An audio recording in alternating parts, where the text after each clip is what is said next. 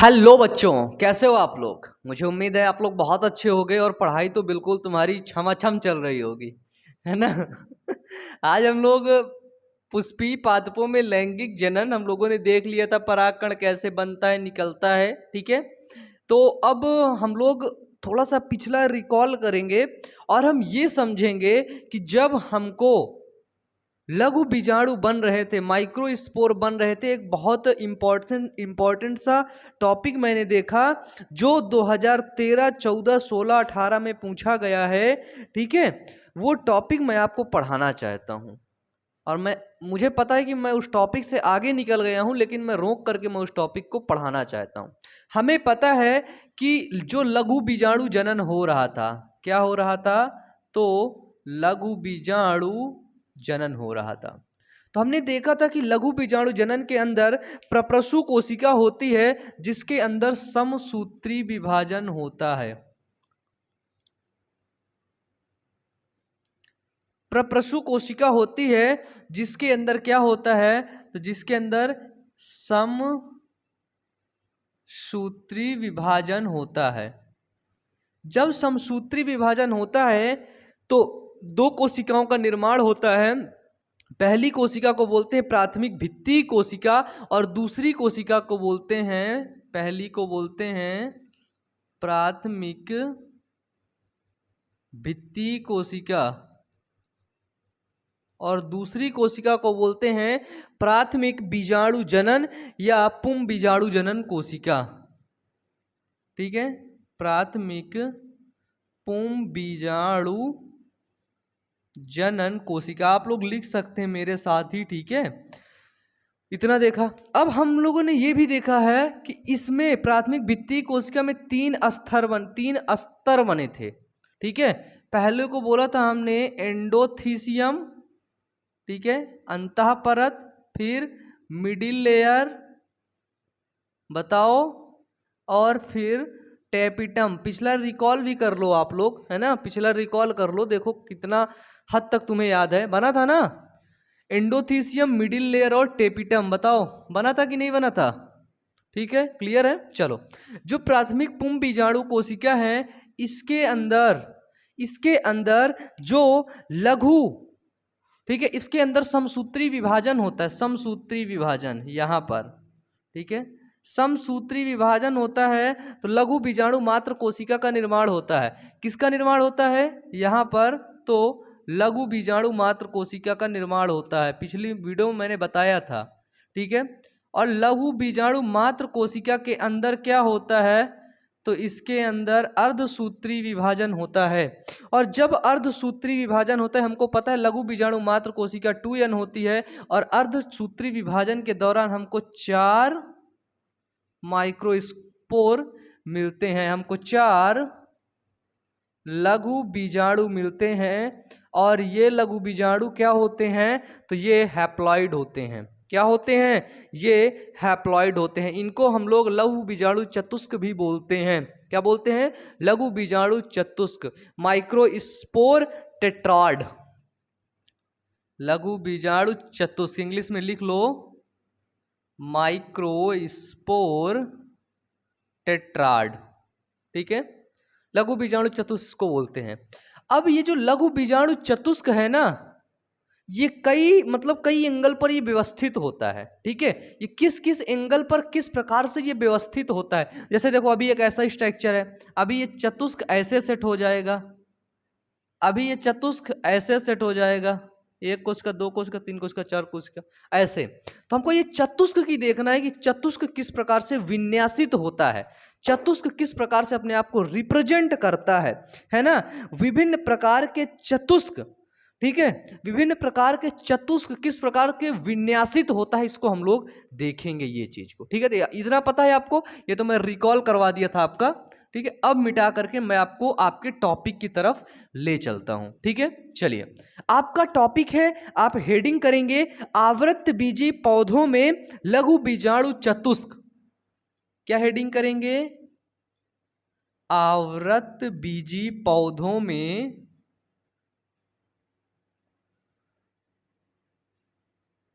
लघु बीजाणु चतुष्क। और मैं नहीं चाहता हूं कि आपके कोई भी टॉपिक छूटे जिससे आपको प्रॉब्लम क्रिएट हो, बाद में कोई दिक्कत हो, बाद में पेपर देने के बाद तुम लोग मेरे को उल्टा सीधा बोलो, तुम लोग मेरे को गाली दो, ठीक है। तो मैं भाई नहीं चाहता हूं। मैं ये चाहता हूं कि जितना टॉपिक में है, जितना डीप जा सकते हैं, मैं उतना डीप तुम लोगों को पढ़ाऊंगा, ठीक है।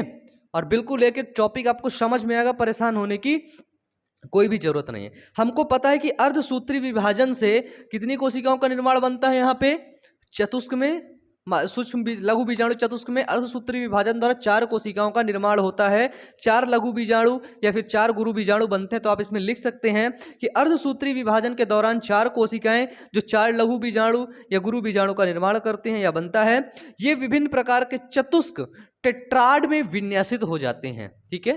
ये जो लघु बीजाणु बनते हैं, 4 लघु बीजाणु, ये विभिन्न प्रकार के चतुष्क यानी कि टेट्राड में विन्यासित हो जाते हैं। पहला, ठीक है, देखो ये कई प्रकार के होते हैं। तो पहले को हम लोग बोलते हैं चतुष्क फलकीय, ठीक है, चतुष्फलकीय, चतुष्क फलकीय, चतुष्क फलकीय, ठीक है। पहला हुआ चतुष्क फलकीय, चतुष्क फलकीय स्ट्रक्चर, ठीक है, जिसको बोलते हैं टेट्राहेड्रल, टेट्राहेड्रल स्ट्रक्चर। जो चतुष्फलकीय स्ट्रक्चर होता है, देखना चतुष्फलकी क्या होता है। ये हुआ ऐसे, 1 कोशिका, 2 कोशिका, 3, मतलब 1 लघु बीजाणु, 2 लघु बीजाणु, 3 लघु बीजाणु, चौथा लघु बीजाणु जस्ट इसके पीछे की तरफ रखा हुआ है। कहां पे रखा हुआ है? तो चौथा इसके पीछे की तरफ रखा हुआ है। 3D डायग्राम में दिखेगा, है नहीं? बताओ, दिख रहा है क्या? मैं ऐसे तुम लोगों की तरफ देख रहा हूं, मेरा चेहरा, मेरा पीछे वाला खोपड़िया दिख रहा है क्या? नहीं दिख रहा ना। अब ऐसे देखो, पीछे वाला खोपड़िया दिख रहा है ना, मेरा चेहरा दिख रहा है क्या? नहीं दिख रहा, आवाज बस सुनाई दे रही है, ठीक है। तो इसी तरह 1 लघु बीजाणु इसके पीछे है। चतुष्क फलकी है, 4 लघु बीजाणु होने चाहिए, तो एक कहाँ गया? तुम बोलोगे कहाँ गया? तुम्हारे गंदे वाले दोस्त उठा ले गए क्या? नहीं, गर्लफ्रेंड उठा ले गए क्या? तुम्हारा बॉयफ्रेंड उठा ले गया क्या? नहीं भैया, एक पीछे है यार। तुम लोग कहाँ कितना गंदा सोचते हो, गंदे बच्चे। और ये अगर इसके उदाहरण देखा जाए किसमें होता है, तो द्विबीजपत्री के अंदर होता है ये, ठीक है। द्विबीजपत्री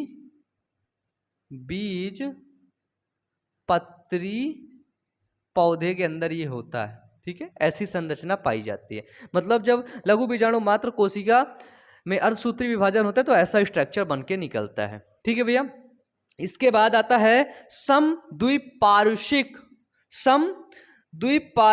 चतुष्क, समद्विपार्श्व या समद्विपार्श्व चतुष्क लिख लेना भैया। एनसीईआरटी में तो इसको छोड़ करके रखा है। बाद में बहुत ज़्यादा रिसर्च करने के बाद, रेफरेंस बुक पढ़ने के बाद मुझे पता चला भैया ये टॉपिक तो मैं छोड़े जा रहा हूँ। फिर लगा कि यार तुम लोग को पढ़ा दूँ, नहीं तुम लोग मेरे को गाली बकोगे, है ना, कि यार बताओ, है ना, क्योंकि तुम लोग मल्टीपल टाइप्स के गाली सीखे होगे। और सबसे बड़ी बात बता दूं, लड़कियां भी गाली देती हैं। एक दिन मैं कहीं ट्रैवल कर रहा था, बहुत, ये तो खैर बहुत दिन की बात है, अप्रॉक्सीमेट 4 to 5 या 6 मंथ अप्रॉक्सीमेट। देन क्या होता है कि मैं बस में ट्रैवल कर रहा था, और नॉट बस, ट्रेन में ट्रैवल कर रहा था। तो वहाँ पे कुछ, है ना, लड़कियाँ बैठी थी। तो पहले तो उन्होंने श्रृंगार पिया, सुट्टा उट्टा लगाया। इसके बाद वो जब नशा चढ़ा दिमाग के अंदर भैया बिल्कुल, तब तो फिर वो भाई इतना अश्लील, इतना गालियाँ वगैरह बक रही थे यार, बैठे देख रहे थे कहाँ अपना फ्यूचर जा रहा है यार, है ना। सोचो, मैं देख करके मैं बहुत देर तक तो मैं शौक रहा यार कि ऐसा कैसे हो सकता है भाई ऐसा कैसे हो सकता है। ना सर नीचे करके सुन रहा था भाई। ठीक है, अब बोल भी नहीं सकते, है ना, पिटना थोड़ी ना अपने आप को, बताओ। वहां पे बोलना भी सही नहीं भाई, ठीक है, जिंदगी है, जो उनको करना है करने दो, अब क्या कर सकते हैं उसमें, पहले से बिगड़ गए वो लोग, है ना। देखो, आप लोग जीवन का एक मतलब क्या निकालते हो कि अभी इस एज में हो, 12th पढ़ लोगे, फिर 12th के बाद आप आगे जाओगे, ग्रेजुएशन कर लोगे या फिर और कुछ कर लोगे, पैसे कमाओगे, शादी कर लोगे, बच्चे पैदा कर लोगे, छोटा सा घर में खुश रहोगे। क्या यही जीवन है? नहीं, ये जीवन नहीं है, याद रख लेना, ठीक है। लाइफ के अंदर जब तक कुछ एडवेंचरस नहीं है, ठीक है, जब तक आपकी सोचने समझने की इच्छा, ठीक है, थिंकिंग एंड आपके जो थॉट्स हैं वो बहुत तेजी से वर्क नहीं कर रहे हैं, आपका ब्रेन क्रिएटिवली वर्क नहीं कर रहा है, तब तक भाई आप एक जिंदा लाश हो। ठीक है, इसलिए जीवन का मतलब ये होता है कि आपका दिमाग बहुत तेजी से वर्क कर रहा हो भाई। ठीक है, आपके सपने बड़े हों। और जीवन का मतलब ये मत निकाल लेना कि भैया है ना, मेरे बातों का भी गलत अर्थ मत लेना। ठीक है, चलो इधर आ जाओ। द्विपार्श्व चतुष्क में बहुत सीरियस बातें होने लगेगी। ठीक है चलो, लेकिन एक बात मैं आपको बता दूं, जो व्यक्ति बहुत ही ज़्यादा हंसता है ना, मेरे जैसा, वो कहीं ना कहीं अपने अंदर, अपने इस दिल के अंदर बहुत ही ज़्यादा दुख दर्द छिपाए रहता है, और उस दुख दर्द को छिपा करके वो हंसता है, जैसे मैं। और मुझे इस बात पर गर्व है यार कि मैंने बहुत सी स्ट्रगल, मैंने बहुत सी परिस्थितियों को सहा हूँ, देखा हूँ अपनी नज़रों से। ठीक है, जिस एज में बच्चे को पॉकेट मनी मिलती है, जिस एज में बच्चा अपने घर वालों के पैसे में, माँ बाप के पैसों में घूमता है, उस एज में उस एज में मेरे मतलब मैं बिल्कुल हताश था, परेशान था यार।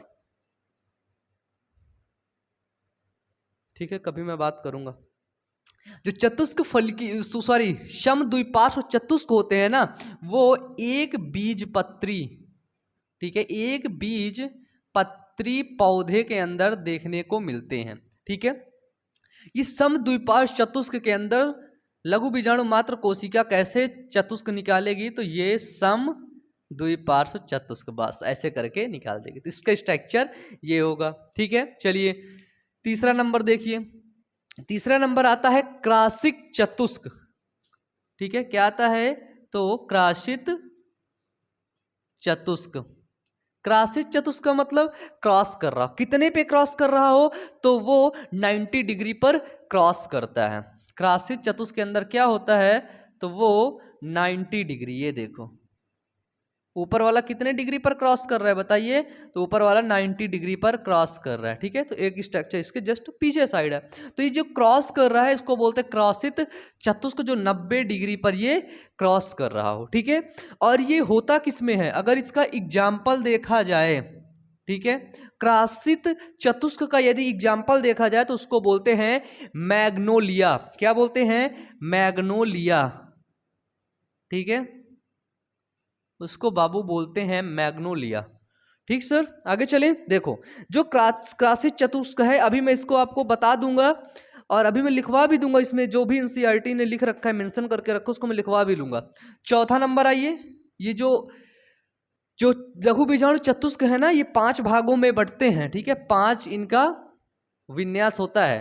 ठीक है, विन्यास क्या बोलते हैं इसको, विन्यासित, हाँ 5 भागों में इनको विन्यासित किया जाता है। चौथा भाग आता है रेखीय चतुष्क। रेखीय का मतलब क्या होता है, रेखीय मतलब लाइनर। लाइनर चतुष्क का इमेज बना लोगे, ये देखो ये रेखीय है, 1 2 3 4, 1 2 3 4, ये क्या है, तो ये माइक्रोस्पोर है, रेखीय चतुष्क। ठीक है, जो रेखीय चतुष्क के यदि एग्जाम्पल देखे जाए तो उसको बोलते हैं हैलोफिला। क्या बोलते हैं, हैलोफिला और पॉलीएंथस। ठीक है, पॉलीएंथस और हैलोफिला। कौन से फिला, हैलोफिला। तो रेखीय चतुष्क के बाद आता है आपका टी आकार का। ठीक है, किसका, तो वो आता है टी आकार चतुष्क। ठीक है, टी आकार, अभी हेडिंग भी बनाना पड़ेगा, अभी लिखवाऊंगा, अभी बोलूंगा अभी। ठीक है, टी आकार आता है, उसका एग्जाम्पल है इसके, तो ये एग्जाम्पल थे। ठीक है, ये टी आकार का, टी शेप में बना होता है, और इसका एग्जाम्पल है एरिस्टोलोकिया। क्या हो इसका एग्जाम्पल है, एरिस्टोलोकिया। चतुष्क है, 4 होने चाहिए, 1 2 3 4। ठीक है, तो ये आपको दिख रहा है, ये कुछ टी आकार का दिख रहा है कि नहीं, टी आकार का दिख रहा है ना, तो ये है टी आकार चतुष्क। तो यहां पर आप लोग देख चुके हैं 1 2 3 4 5। ठीक है, चलिए अब इसमें आप लोग लिख लीजिए, जो एनसीईआरटी में लिख रखा है मैं आपको वो बोल के बता देता हूं, कि आप लोग लिखेंगे कि आवृत बीजी पौधों में बीजाणु चतुष्क हेडिंग बनाएंगे, फिर लिखेंगे कि अर्धसूत्री विभाजन से विभिन्न विधियों के द्वारा बनने वाली 4 कोशिकाएं, जो 4 लघु बीजाणु अथवा गुरु बीजाणु, माइक्रोस्पोर अथवा मेगा स्पोर होती हैं। ठीक है, विभिन्न प्रकार के चतुष्कों यानी कि टेट्रॉड में विन्यासित हो जाती हैं। नंबर पहला हेडिंग डालेंगे चतुष्क फलकीय या टेट्राहेड्रल। चतुष्क फलकीय, इसमें लिखिए कि अधिकतर द्विबीजपत्री पौधों में लघु बीजाणु जनन में पाई जाती है। ठीक है, ये ऐसा स्ट्रक्चर, फिर स्ट्रक्चर बना लो। फिर दूसरा हेडिंग डालो द्विपार्श्व चतुष्क, फिर इसमें लिखो कि द्विपार्श्व चतुष्क अधिकतर एक बीजी पत्रों में देखने को मिलता है, चारों एक ही तल में होते हैं। ठीक है, ये हमारा एक तल है और इसी तल में चारों माइक्रोस्पोर, ठीक है, मेगा स्पोर, चारों एक ही तल पर उपस्थित हैं। ठीक है, इसके बाद आता है आपका क्रॉसित चतुष्क, तीसरा नंबर क्रॉसित चतुष्क। ये देखिए क्रॉस कर रहा है 90 डिग्री पे, तो इसमें लिखेंगे कि लिखिए जिसके दो बीजाणु एक दूसरे से 90 डिग्री का कोण बनाते हैं। ठीक है, जिससे दो बीजाणु 90 डिग्री का कोण, इधर एक 90 डिग्री का, इधर इसके पीछे भी एक 90 डिग्री का कोण बनाते हैं, उनको क्रॉसित चतुष्क के अंदर रखा जाता है। फिर आपका बनता है हेडिंग रेखीय चतुष्क। क्या बनता है? रेखीय चतुष्क, या फिर इसको लंबवत चतुष्क भी बोलते हैं। अब इसमें लिखिए कि रेखीय में सभी बीजाणु एक सीधी रेखा में होते हैं। ठीक है, ऐसे चतुष्क पॉलिएंथस और हैलोफिला आदि में पाए जाते हैं। इसमें एक हेडिंग और ऐड कर सकते हैं कि गुरु बीजाणु जनन के समय अधिकतर आवृतबीजी पौधों में ये बनता है। ठीक है, जब गुरु बीजाणु जनन होता है, लघु बीजाणु जनन होता है ना, मात्र लघु बीजाणु मात्र कोशिका से जब अर्धसूत्री विभाजन द्वारा लघु बीजाणु का जनन मतलब निकलता है, उस समय ये अधिकतर पौधों में यही देखने को मिलती है। फिर आता है टी आकार। ठीक है, टी आकार का क्या होता है, इसमें लिख लीजिए कि टी आकार के चतुष्क में दो बीजाणु अनुप्रस्थ रूप में, ठीक है, किस रूप में, तो दो बीजाणु अनुप्रस्थ रूप में और दो लंबवत में लगे रहते हैं। ये देखो, ये अनुप्रस्थ में लगे हैं और दो बीजाणु लंबवत में लगे रहते हैं। इस प्रकार के चतुष्क की जो संरचना बनती है उसको टी आकार के चतुष्क की संरचना के नाम से हम जानते हैं। ठीक है, टी आकार चतुष्क के नाम से संरचना से हम पहचानते हैं। ठीक है, बताइए यहां तक हो गया आपका। यहां तक किसी भी बच्चे को कोई दिक्कत हो तो वो नीचे कमेंट बॉक्स में तुरंत बता सकता है, उसमें उसको कोई भी दिक्कत नहीं होगी। ठीक है, अब आप लोग हेडिंग डाल लीजिए पराग कोश का स्फुटन। इधर ही समझा देता हूं मैं, पराग कोश का स्फुटन।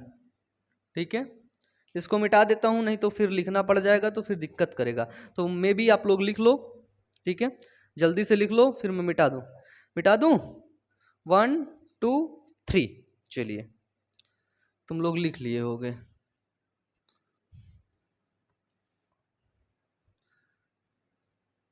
ये हेडिंग भी खत्म। अब हेडिंग क्या बनेगी, तो हेडिंग आपकी बनेगी पराग कोश का स्फुटन। आप लोग उसको हेडिंग बनाएंगे और उसमें कुछ लिखने का प्रयास करेंगे।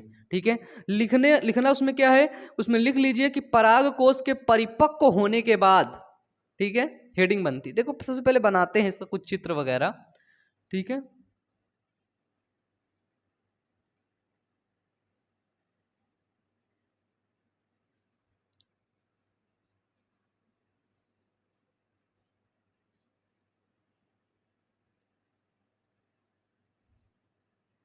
ये देखो,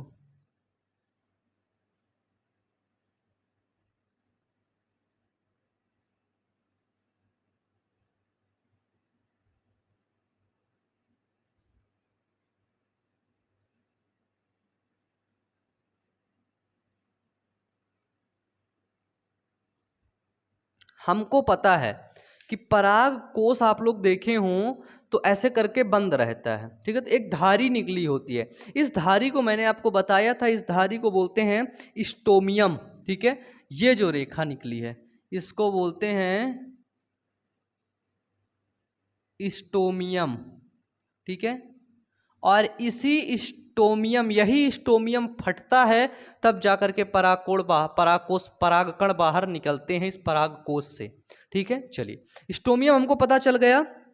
अब देखिए जब परागकोश, ठीक है, परागकोश पहले इत्तू सा था, इत्तू इत्तू इत्तू बड़ा सा हो गया, यानी कि परागकोश परिपक्व हो गया। ठीक है, परागकोश के परिपक्व होने के बाद इसमें कुछ लेयर थी ना, अंतः लेयर, मध्य लेयर, टेपिटम।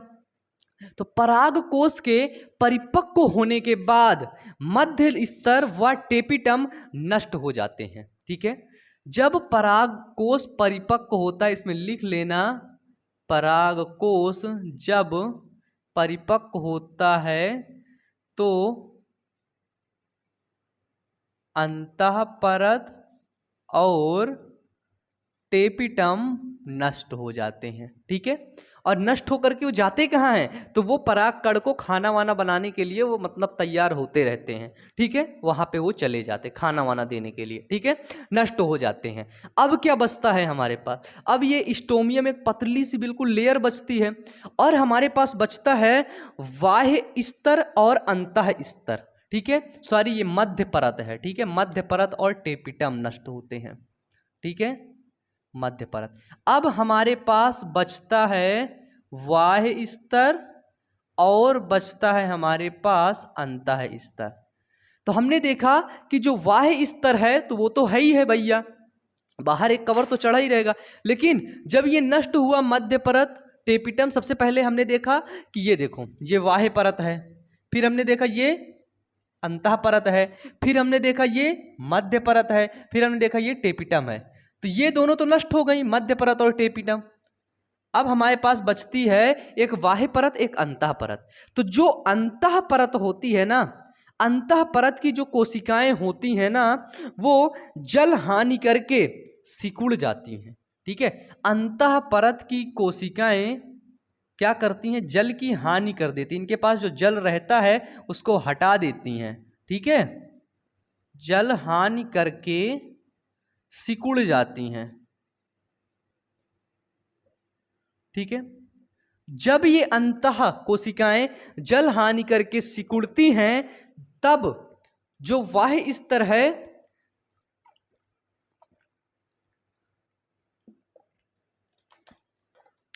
ठीक है, जब ये सिकुड़ती हैं तो बाह्य स्तर पर तनाव उत्पन्न होता है।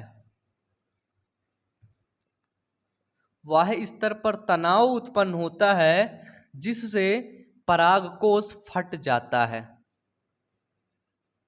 ठीक है, तो जिससे क्या होता है, जिससे परागकोश फट जाता है। ठीक है, तनाव उत्पन्न होता है और तनाव के उत्पन्न होने के बाद क्या होता है, परागकोश फट जाता है। ठीक है, जल हानि कौन सी कोशिकाएं करती है, तो अंतः स्तरीय कोशिकाएं करती हैं, स्टोमियम की मदद लेती हैं ये। ठीक है, स्टोमियम पतली परत होती है जो अंतः स्तरीय कोशिका के साथ बिल्कुल से जुड़ जाती है। ठीक है, अब भैया क्या हुआ, ये जो बाह्य परत थी भैया, ये बाह्य परत अब फट गई। बाह्य परत फटी तो स्टोमियम से धीरे धीरे धीरे धीरे ये परत फट गई यहाँ से। ठीक है, ये देखो ये भी परत फट गई। तो यहाँ पे जो जितने भी पराग कण थे, जितने भी हमारे पॉलिन ग्रेन्स थे, अब वो पॉलिन ग्रेन्स बाहर निकलना शुरू हुए। ये देखो, ठीक है, पत्तियों में यहां वहां गिरना शुरू हो गए बाहर, कीट पतंगों के। अब तो ये क्या निकल रहे हैं, ये पॉलिन ग्रेन्स निकल रहे हैं, ये पराग कण निकल रहे हैं। ठीक है, क्या निकल रहे हैं, पराग कण। मिटा दे इसको, इसको मिटा दें। अब चलो लिखना हो तो लिख लो कि पराग कण के परागकोश परिपक्व होने के बाद क्या होता है कि मध्य परत और टेपिटम नष्ट हो जाती हैं, बाह्य परत और अंतः स्तर बचा रहता है। ठीक है, फिर लिख लो कि अंतः स्तर की कोशिकाएं जल हानि करके, हेडिंग डाल करके जो थी परागकोश का स्फुटन, अंतः स्तर की कोशिकाएं जल हानि करके सिकुड़ जाती हैं, जिससे बाह्य स्तर की कोशिकाओं पर तनाव उत्पन्न होता है, जिससे वो फट जाती हैं और परागकण शू बाहर निकल जाते हैं। ठीक है, ये था आपका। अब एक टॉपिक आता है, हमारा लास्ट टॉपिक है नर युग्मोद्भिद का विकास। ठीक है, क्या आता है? नर युग्मोद्भिद। नर युग्मोद्भिद क्या है बाबू? तो नर युग्मोद्भिद यहाँ पे पराग कण है, पॉलिन ग्रेन्स है। ठीक है, नर युग्मोद्भिद का विकास, डेवलपमेंट ऑफ मेल गैमीटोफाइट। ठीक है, लिख लेना, डेवलपमेंट ऑफ, DO लिख दिया मैं, है ना, मेल गैमीटोफाइट, PHYTE। ठीक है, नर युग्मोद्भिद का विकास कैसे होता है? देखो, हमने देखा परागकण है, ये परागकण के अंदर एक केंद्रक है। ठीक है, परागकण। ठीक है, फिर देखते हैं ये केंद्रक के अंदर क्या होता है। तो केंद्रक के अंदर समसूत्री विभाजन होता है। क्या होता है? तो इसके अंदर समसूत्री विभाजन होता है, दो केंद्रक का निर्माण होता है, एक यहां पे, एक यहां पे। पहले को हम लोग बोलते हैं वर्धी या फिर कायिक केंद्रक। ठीक है, और दूसरे को हम लोग बोलते हैं जनन केंद्रक। ठीक है, जनन केंद्रक। इसको हम लोग वर्धी या कायिक कोशिका भी बोलते हैं। ठीक है, कोशिका, कायिक कोशिका, और इसको हम लोग जनन कोशिका भी बोलते हैं। कौन सी कोशिका? तो ऊपर वाले को हम लोग बोलेंगे कायिक कोशिका, क्योंकि ये एक कोशिका ही तो बना रही है, और नीचे वाले को हम लोग जनन कोशिका बोलते हैं। ठीक है, समझ रहे हो? कोई दिक्कत है? कोई दिक्कत नहीं। चलो, ये जो जनन कोशिका का निर्माण हो रहा है, जनन केंद्रक के द्वारा जो जनन कोशिका का निर्माण हो रहा है, आप मुझे बताओ, ये द्विकोशिकी अवस्था में ही परागकण परागकोश से मुक्त होते हैं। ये जो परागकण हैं, परागकण, और ये क्या है हमारा? ये परागकोश है।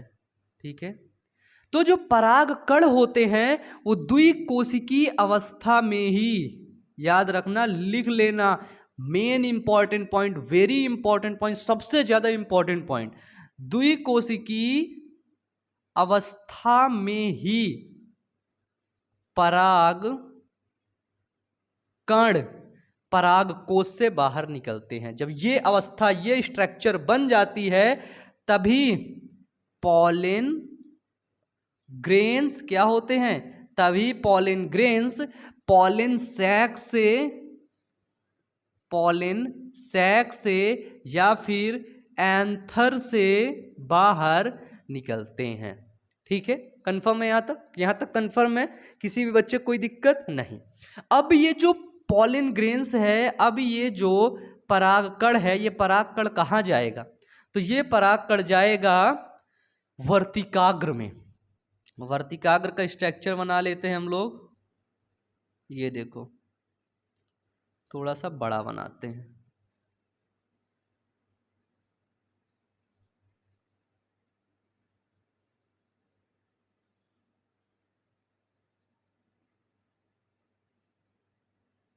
ठीक है, चलो, अब ये परागकण जो है यहाँ पे, पॉलिन ग्रेन्स जो था ये वाला, अब ये किसी भी तरह से कीट पतंग के उसमें लपेट करके या फिर उड़ करके पहुंच आया कहाँ पे? वर्तिकाग्र। ये है हमारा पॉलिन ग्रेन्स, और ये क्या है हमारा? ये है स्टिग्मा। हिंदी में बोलते हैं इसको वर्तिकाग्र। वर्तिकाग्र, ये है स्टाइल, और ये है ओवरी। वर्तिकाग्र, वर्तिका और अंडाशय। ठीक है, चलिए, यहां पे हमने देखा ये कायिक कोशिका है, कायिक केंद्रक है। ये हमने देखा क्या है? तो ये कायिक कोशिका, सॉरी, कायिक कोशिका है, कायिक केंद्रक से निर्माण हुआ। और ये क्या है? तो ये जनन कोशिका है। ठीक है, तो हमने देखा कि जो कायिक कोशिका है, जनन कोशिका, कहां पर पहुंच गया? वर्तिकाग्र पर पहुंच गया। वहां तक जाने की क्रिया को क्या बोलते हैं? यही जाने की क्रिया को परागण बोलते हैं। ठीक है, हमने आपको बताया था कि जब पॉलिन ग्रेन्स बनता है तो एक ऐसा स्ट्रक्चर होता है, और यहाँ पर जर्म स्पोर पाए जाते हैं। बताओ किसको किसको याद है? जर्म छिद्र जिसको बोलते हैं, जनन छिद्र जिसको बोलते हैं, जनन छिद्र। हमने आपको बताया था कि जनन छिद्र से ही किसका निर्माण होता है? तो जनन छिद्र से ही पराग नलिका का निर्माण होता है। ठीक है, तो इसके अंदर जनन छिद्र पाया गया तो वो कर दिया पराग नलिका का निर्माण। ये देखो,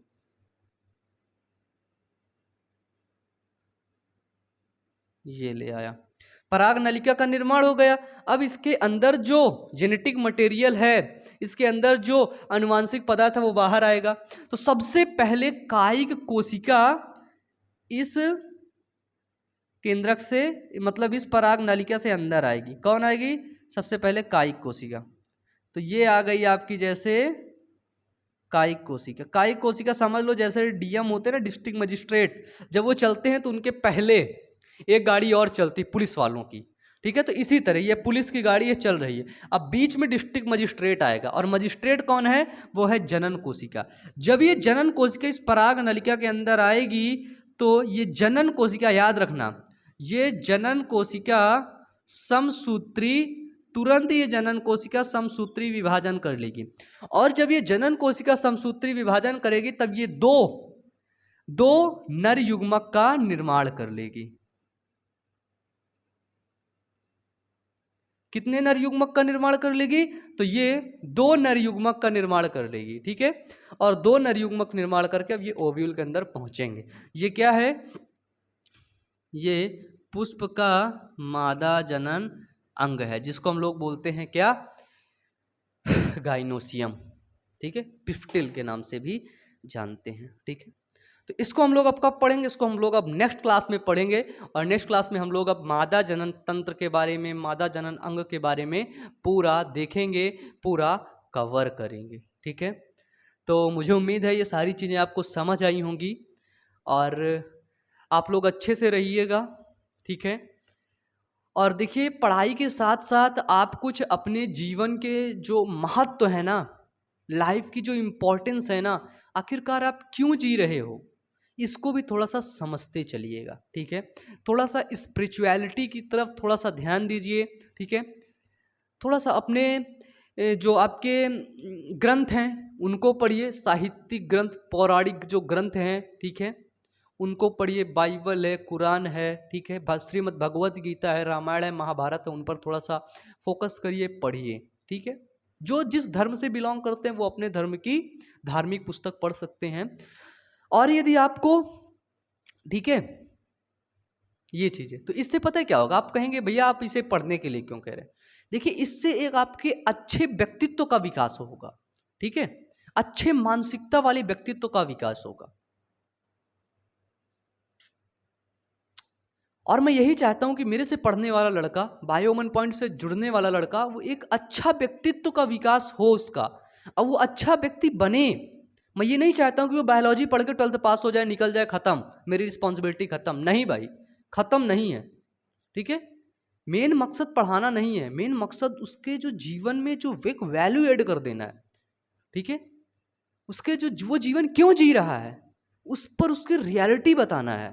ठीक है, अधिकतर बच्चे ना 90 to 95% बच्चे इसीलिए जाते हैं कि अभी 12th पास हो जाएंगे, फिर ग्रेजुएशन हो जाएगा, नौकरी लग जाएगी, ये हो जाएगा। नहीं भाई, जो काम अभी कर रहे हो ना, बिल्कुल सीखने की तुम्हारे अंदर क्षमता है ही नहीं।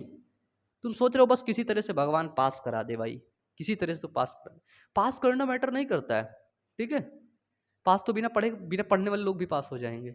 लेकिन एक एजुकेशन की जो पावर होती है ना, power of education is most important things in whole world.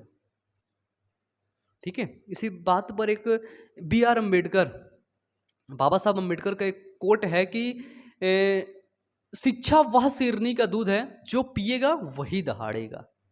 ठीक है, तो चलिए, मुझे उम्मीद है आज का वीडियो अच्छा लगा होगा। फिर मिलते हैं नेक्स्ट क्लास में, बिल्कुल धमाकेदार क्लास में। तब तक के लिए पढ़ते रहिए, मेहनत करते रहिए। Wish you all the best. Thank you.